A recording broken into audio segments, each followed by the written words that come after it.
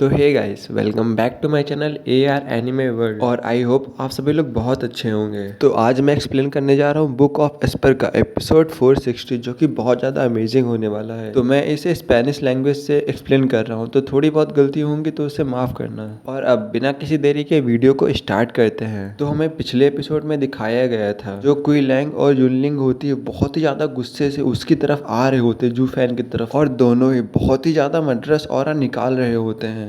और जू फैन इनको शांति से अपनी तरफ आते हुए देख रहा होता है, और अचानक से यूलिंग और क्वी लैंग दोनों साथ में मिलकर दौड़ना शुरू करते हैं जू फैन की तरफ, और फिर एकदम से ही हवा में जंप करते हैं और जू फैन की तरफ अटैक करते हैं। और अटैक करते हुए जो क्वी लैंग होता है वो जू फैन से कहता है, जू फैन मैं तुम्हें आज मार डालूंगा, क्योंकि तुम्हारी वजह से जो मेरा बेटा है और जो यूयर है उसकी ये हालत हुई है, और आज वो लोग तुम्हारी वजह से एकदम वेस्ट बन चुके हैं। और ये सब वो बहुत ही ज्यादा गुस्से में कह रहा होता है। और इतना कहते ही जो क्वी लैंग होता है बहुत ही तेज अटैक करता है, पर जो जू फैन होता है वहां से जा चुका होता है। और जो क्वी लैंग का अटैक होता है वो जमीन में लगता है और दिखाया जाता है बहुत ही ज्यादा पावरफुल अटैक होता है, जिससे कि पूरी जमीन सैटर हो गई होती है। वहां पर बहुत बड़ा एक होल हो जाता है जमीन में। और जो क्वी लैंग होता है ये सब देख के बहुत ज्यादा हैरान होता है, और क्वी लैंग कहता है, आखिरकार जू फैन मेरे अटैक से कैसे बच सकता है। और फिर हमें दिखाया जाता है जो क्वी लैंग और यूलिंग होती है वो इस साइड खड़े होते हैं, और उन्हें कुछ समझ में नहीं आ रहा होता है, और वो जू फैन को इधर उधर ढूंढ रहे होते हैं। और जो जू फैन होता है वो हाथ में झाड़ू पकड़े हुए उनके पीछे खड़ा होता है, और वो उनको ही देख रहा होता है। और फिर जू फैन कहता है, आखिरकार तुम लोग करना क्या चाह रहे हो। और जब यूलिंग ये सब सुनती है तो बहुत ज्यादा गुस्से में बैडस लुक में जू फैन से कहती है, क्या अभी भी तुम शर्मिंदा नहीं हो, और आओ फिर से पूछो कि हम क्या करेंगे। फिर यूलिंग और भी ज्यादा गुस्सा होते हुए कहती है, और आज मैं तुम्हारे सर को तुम्हारे शरीर से अलग कर दूंगी, और मेरी बहन यूयर और कैंगर के लिए मैं न्याय करूंगी, और तुम्हारा सर काट कर मैं उनको दे दूंगी, जिससे कि उनको न्याय मिलेगा। और ये सब कैंगर बहुत ही ज्यादा गुस्से में कह रही होती है। और तभी जू फैन हाथ में झाड़ू पकड़ के और अजीब सा चेहरा बनाते हुए कहता है, क्या उन दोनों के साथ कुछ हुआ है। और ये सब कुछ सुनकर जो यूयर की बहन होती है बहुत ज्यादा गुस्सा होती हुई कहती है, जू फैन ये सब कुछ तुम्हारा ही किया हुआ है, और क्या तुम हम दोनों से सेटिस्फाइड नहीं हो। यूलिंग और भी ज्यादा गुस्से में चिल्लाकर कहती है, और अगर अभी तुम हम दोनों से सेटिस्फाइड नहीं हो तो तुम यहाँ पर आ सकते हो। और तो और उन दोनों की लाइफ डिस्ट्रॉय हो गई, उनका पूरा करियर डिस्ट्रॉय हो गया, और उनके साथ इतना सब कुछ हो गया। क्या मैं चुप बैठी रहती,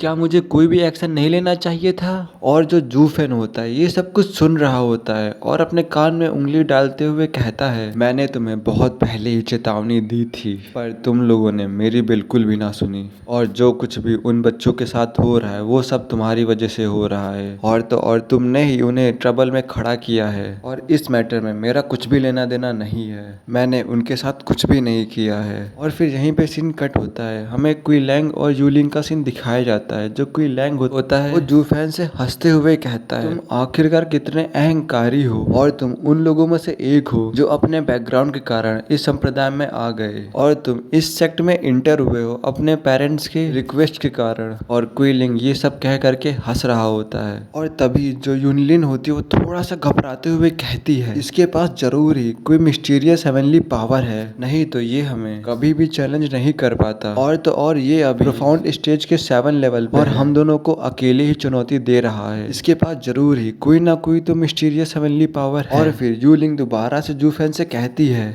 क्या तुम्हें नहीं पता आखिरकार डिफरेंस क्या होता है मिस्टीरियस हेवनली रियल्म और गॉड रियल्म में, और शायद तुम्हें गॉड रियल्म के बारे में कुछ पता भी नहीं है। और तो और हमारे बस एक मूव के एक्शन से भले ही तुम ना मरो पर तुम क्रिपल जरूर हो जाओगे। और तभी जू फैन बहुत ज्यादा शांति से कहता है, तुमने अभी क्या बोला कि ये सिर्फ मिस्टीरियस हेवन लेवल और जनरल गॉड लेवल रियल्म है, पर मैं तुमको बता दूं कि मैं एक ऑर्डिनरी पर्सन नहीं हूँ, और अब मैं तुम्हें वार्न कर रहा हूँ कि अब तुम ऐसा कुछ भी मत करो, नहीं तो फिर उसके बाद जो कुछ भी होगा वो बस तुम्हारी गलती होगी। पर वो लोग जू फैन की एक नहीं सुनते और बहुत चिल्लाकर कहते हैं, जू फैन तुम बहुत ज़्यादा ही अहंकार कर रहे हो। और फिर यहीं पे सीन कट होता है, और हमें जू फैन का सीन दिखाया जाता है। जो जू फैन होता है वो शांति से खड़ा होता है, और उसकी आंखों में एक अलग ही चमक होती है। और तभी जू फैन अपनी पावर्स का यूज़ करता है, और चारों तरफ जू फैन की पावर जाने लगती है। और जो ये जू फैन की पावरफुल ब्लू कलर की वेव्स होती हैं ये उनके पास से पहुंच चुकी होती हैं। और ये सब कुछ देख के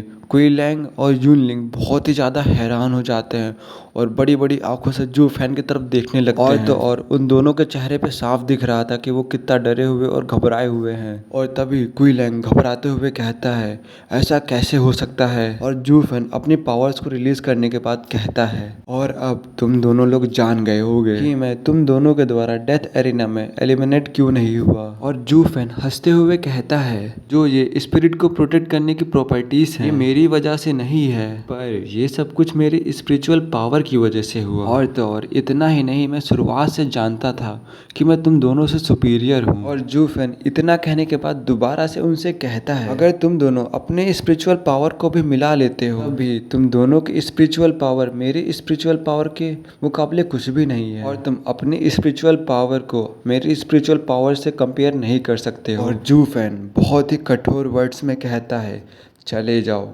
वापस चले जाओ, ये सब मेरे बारे में नहीं है और मेरा टाइम वेस्ट मत करो। और ये सब सुनकर जूलिंग और कुई लैंग दोनों ही बहुत ज्यादा घबरा गए होते हैं और वो सिर्फ जू फैन की तरफ ही देख रहे होते हैं। और तभी जो जूलिंग होती है वो कहती है, अगर हम दोनों इससे फाइट करेंगे तो ऐसा लगेगा कि हम दोनों किसी कल्टीवेटर से फाइट कर रहे हैं, जो कि मिस्टीरियस हेवन लेवल का है। तो अब तुम्हें इससे डील करना होगा, जैसा कि हमने पहले किया था। जो क्विंग लैंग होता है वो भी थोड़ा सा घबराया हुआ होता है, पर वो कहता है, मैं अपनी सारी एनर्जी लगा दूंगा इसको मारने के लिए एक ही मूव में। ये कहकर दोनों एक दूसरे की तरफ देखते हैं, कहते हैं ठीक है। और ये कहकर दोनों लोग साथ में आगे बढ़ते हैं अटैक करने के लिए। पर जो अपना जू फैन होता है वो एकदम शांति से खड़ा होता है झाड़ू लिए, और वो बिल्कुल भी मूवमेंट नहीं कर रहा होता, बस वो कोने में शांति से खड़ा होता है। हमें तभी यूलिंग को दिखाया जाता है, जो कि जू फैन के पास अटैक करने के लिए आ चुकी होती है। तब भी जो जू फैन था वो शांति से खड़ा था, वो कुछ भी रिस्पॉन्स नहीं कर रहा था। जो दूसरी तरफ से किंग लैंग था वो भी आ चुका था अटैक करने के लिए, और किंग लैंग के हाथों में बहुत ही ज्यादा मर्डरस ऑरा था। पर तब भी जो जू फैन था वो शांति से खड़ा था। पर तभी यहाँ होती है शुरुआत जू फैन की। जू फैन हंसता है और उन दोनों के ही अटैक से बचता है,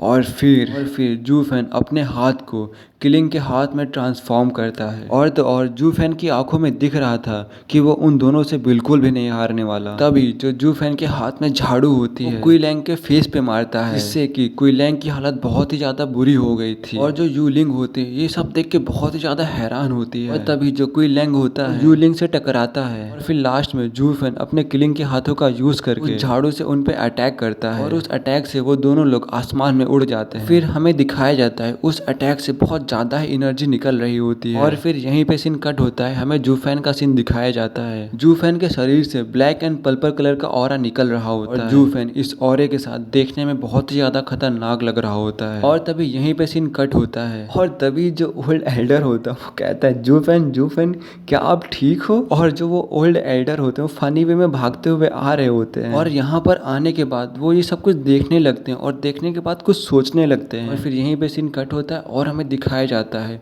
चारों तरफ धुआं ही धुआं होता है। और फिर हमें दोबारा से ओल्ड एल्डर और जू फैन का सीन दिखाया जाता है। जो ओल्ड एल्डर होते हैं पूछते हैं जू फैन से, आखिरकार यहाँ पर हो क्या रहा है। और तभी जू फैन कहता है, एल्डर जुआन आप यहाँ पे क्या कर रहे हो। और तभी एल्डर जुआन कहते हैं, मैं यहाँ पर इन दोनों को रोकने के लिए आया था, जिसके कारण 4 एडमायर्स को बुलाया जा सके, और अब मुझे तुम्हारी हेल्प करने दो। और तभी एल्डर जुआन उस धुएं की तरफ देखते हुए कहते हैं, पर यहाँ की हालत को देखते हुए ऐसा लग रहा है इन सब चीजों की जरूरत नहीं है। और तभी जो जू फैन होता है वो दूसरी तरफ देखते हुए और हंसते हुए कहता है, थैंक यू एल्डर जुआन, आपने मेरे बारे में इतना सब कुछ सोचा, पर अभी इन सब चीजों की नीड नहीं है, और आप कुछ लोगों को बुलाओ और इन्हें ले जाने के लिए बोलो। मैं अभी भी कुछ दिनों के लिए यहीं पे रहना चाहता हूँ, और आपको ज्यादा सोचने की जरूरत नहीं है, और जब भी मैं फ्री हूँगा तब मैं आपसे बात करने के लिए आऊँगा आपके पास, और पक्का ही इन सब चीजों में कोई ना कोई तो दूसरी स्टोरी जरूर होगी। और जो एल्डर जुआन होती है वो भी हाँ कहते हैं। और जब जू फैन यहाँ से जा रहा होता है, कोई जू फैन का नाम लेता है और वो कहता है जू फैन, और जो एल्डर जुआन होते हैं वो भी उसकी तरफ देखने लगते हैं, और ये और कोई नहीं होता है यून लिंग होती है, और ये बहुत ज्यादा ही इंजर्ड होती है। यून लिंग का पूरा शरीर कांप रहा होता है। जो यून लिंग होती है वो कहती है, अगर सोचा जाए मैं तुम्हारी गाइड नहीं हूँ, पर जो ये नाराजगी है मैं इसे हमेशा ध्यान में रखूंगी। और बहुत तेज चिल्लाते हुए कहती है, और एक दिन मैं तुम्हें मार डालूंगी, और तुम्हें मारने के बाद मैं अपने यूयर को जस्टिस दिलाऊंगी। और जो जू फैन होता है वो कुछ भी नहीं बोल रहा होता है, बस वो खड़ा होता है, बस वो यून लिन की बातों को सुन रहा होता है। और जो ये एपिसोड होता है यहीं पे खत्म होता है, और इसका नेक्स्ट नेक्स्ट एपिसोड जैसे ही आएगा मैं वैसे ही अपलोड कर दूंगा। और मैंने इस वीडियो को बनाने के लिए अपना पूरा बेस्ट दिया। और अगर आप लोगों को कोई मिस्टेक लगती है तो प्लीज कमेंट करो, अगली वीडियो में मैं उसको अच्छे से सुधार लूंगा। भाई प्लीज आज 1K सब्सक्राइबर कंप्लीट करा दो। और आप लोग बहुत ज्यादा सपोर्ट दिखा रहे हो, उसके लिए थैंक यू सो मच।